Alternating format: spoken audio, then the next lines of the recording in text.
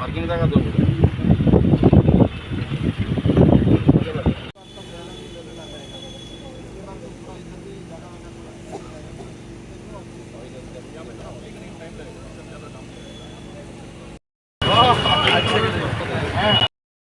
আগরতলা শহরে বৃষ্টির সময় যে জায়গাগুলিতে কিছুক্ষণ বেশিক্ষণ জল জমে থাকে তার এটাকে রিচার্জ করার জন্য বা বেল আউট করার জন্য আমাদের আগরতলা পৌরনিগম থেকে আমাদের সরকার তরফ থেকে কিছু সিদ্ধান্ত নেওয়া হয়েছিল। আগে থেকে 3টে এডিশনাল পাম্প বসানো হবে, যেটা আজকে এখানে যেন মধ্যপাড়া সেটা ফাইনাল সিদ্ধান্ত হয়ে গেছে। এখানে আমরা এই জায়গাটা বসাবো এবং পাইপলাইনটা কোন দিকে যাবে সেটাই নির্ণয় করার জন্য আজকে এখানে আমরা এসেছি।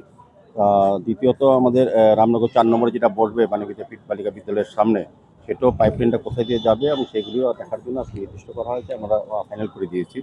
আর আরেকটা বসবে সৎসঙ্গ টিআরটিসির এই কোনাটা যে জায়গাটা, সেটাও ফাইনাল করা হয়েছে। সার্বিকভাবে 3টি পাম্প বসানোর কাজ শুরু হয়ে গেছে অনেক জায়গাতে এবং পাইপলাইনগুলি এখন করা হবে। সেই কারণে আজকে আমরা ভিজিট করেছি। আমাদের কমিশনার সাহেব আছেন আমাদের সঙ্গে, আমাদের রত্নাদত্ত মহোদয় আছেন, জোনাল চেয়ারপারসন সেন্ট্রাল জোনে আছেন, আমাদের সিও সাহেব আছেন, স্মার্ট সিটির আমাদের টোটাল যিনি সিও এবং আর এডিশনাল কমিশনার আগরতলা মিউনিসিপাল কর্পোরেশনের উনিও আছেন, এবং আমাদের সমস্ত super engineer, PWD chief engineer ছিলেন, জল বোর্ডের ছিলেন চিফ ইঞ্জিনিয়ার, এবং ইলেকট্রিকের কাজটা আগামীকালকের থেকেই বাকি পাইপলাইনের কাজটা শুরু করা হবে।